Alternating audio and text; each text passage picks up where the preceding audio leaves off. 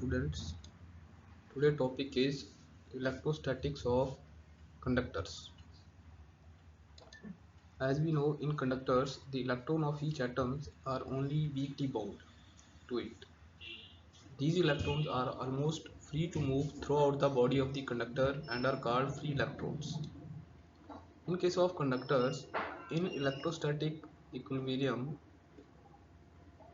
electric field is zero inside the conductor. Let us consider the conductor.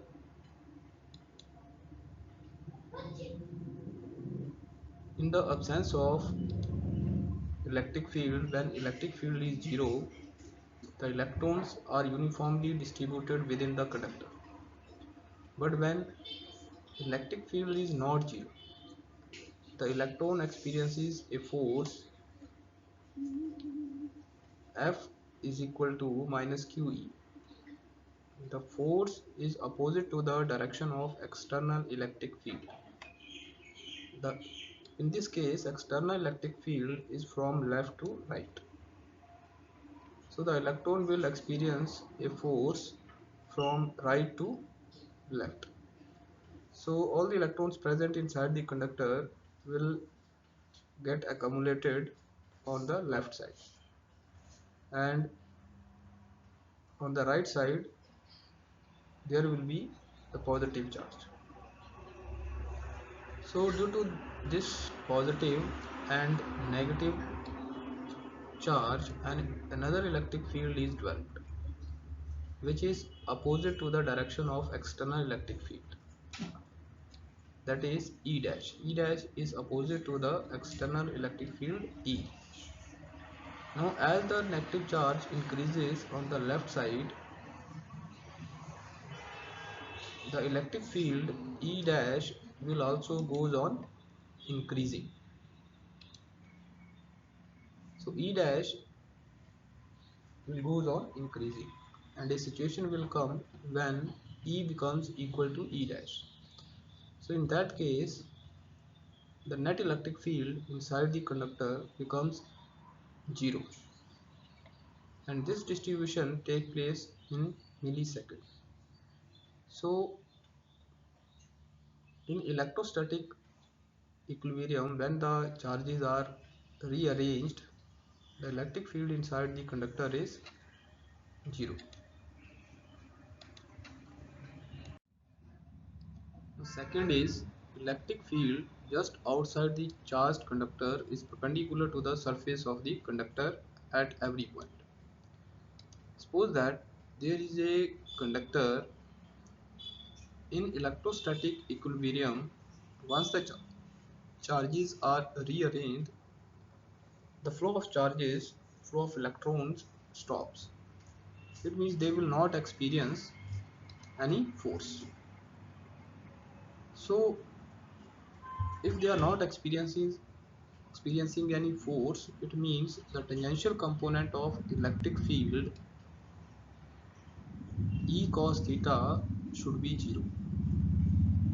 So once the flow of electrons stops,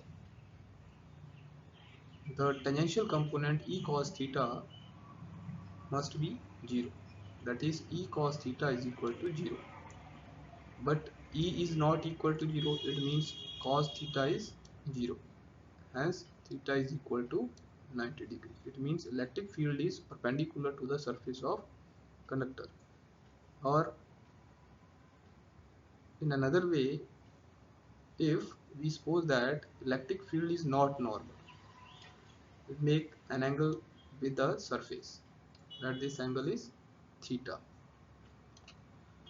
Now there will be two components of this electric field, E cos theta and E sin theta. But due to E cos theta, which is tangential to the surface, there should be flow of electrons along the surface. But in electrostatic condition, there is no flow of electron. It means the electrons are not experiencing any force. It means the component E cos theta should be 0, and E cos theta will be 0 only when theta is 90 degree. It means electric field is perpendicular to the surface of conductor. Now third is The interior of a conductor can have no excess charge in the static situation. So we know that inside the conductor electric field is zero. So according to Gauss theorem, total electric flux is equal to Q upon epsilon naught. That is surface integral of E dot ds equal to Q upon epsilon. Now inside the conductor electric field is zero. If electric field is zero, it means total electric flux is zero. E dot ds will be zero. It means Q will be equal to zero. That is, there is no net charge present inside the conductor, and whatever charge is given to the conductor will reside only on the surface of the conductor. If there is a positive charge, the charge density will be greater than 0. If there is negative charge, charge density will be less than 0.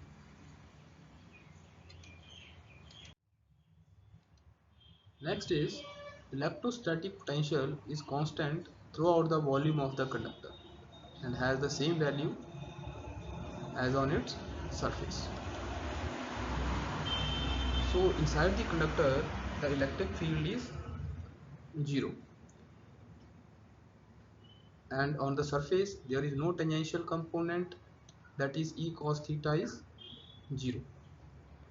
So if there is no electric field inside the conductor and just outside the surface of the conductor, it means there will be no work done in moving a small test charge within the conductor and on its surface.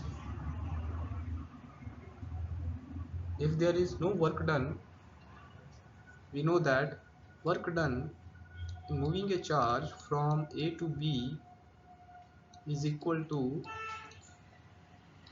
Q into BV minus BA.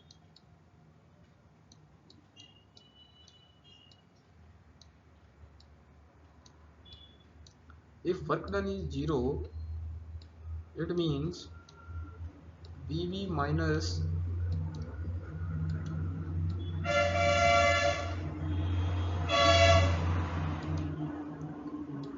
BV minus VA equal to 0, or VA equal to VB. VA equal to VB. It means there is no potential difference. Inside the conductor, within the conductor, at any 2 points the potential will be same. So same is the case for the surface also. There will be no work done in moving the charge on the surface of the conductor, and there will be no potential difference, or potential will be same. So we can say that the electrostatic potential is constant throughout the volume of the conductors and has the same value as on its surface. Now next is electric field at the surface of a charged conductor is E equal to sigma upon epsilon naught n cap. So we have proved that electric field is normal to the surface of the conductor. So if we consider a conductor, on one of its face there is a positive charge density plus sigma, then we have to prove that E is equal to sigma upon epsilon naught n cap. So we will consider a small area ds of this Gaussian surface which is cylindrical in shape.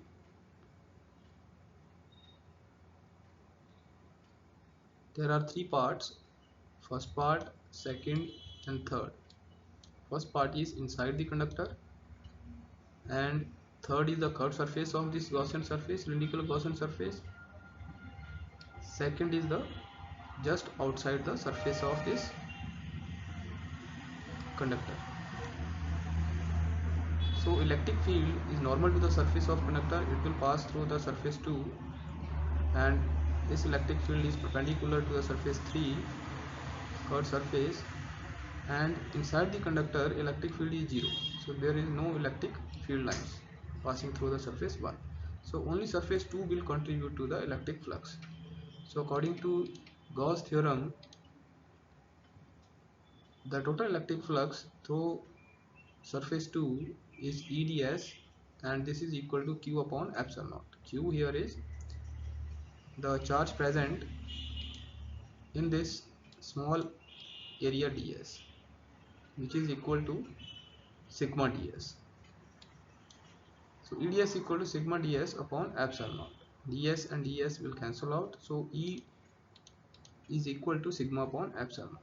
Since the direction of electric field is along n cap, which is normal to the surface area ds, so in vector form electric field is equal to sigma upon epsilon naught n cap. Next is earthing of a conductor. Earth is a good conductor of electricity. Earth's surface has negative charge of about 1 nanocoulomb per meter square. For practical calculation, we ignore charge on Earth. Potential of Earth is taken to be zero because of large size. If any charge is taken from the Earth or given to the Earth, it will not affect its potential. If a conductor is connected to Earth, the potential of the conductor becomes equal to the Earth, that is 0. If conductor is at higher potential, the charge will flow from conductor to the Earth to bring its potential to 0. The symbol of earthing is this one. Earthing is done to protect the instrument from short circuit or from lightning, so that all the charge flow to the ground and the electric appliance will remain safe.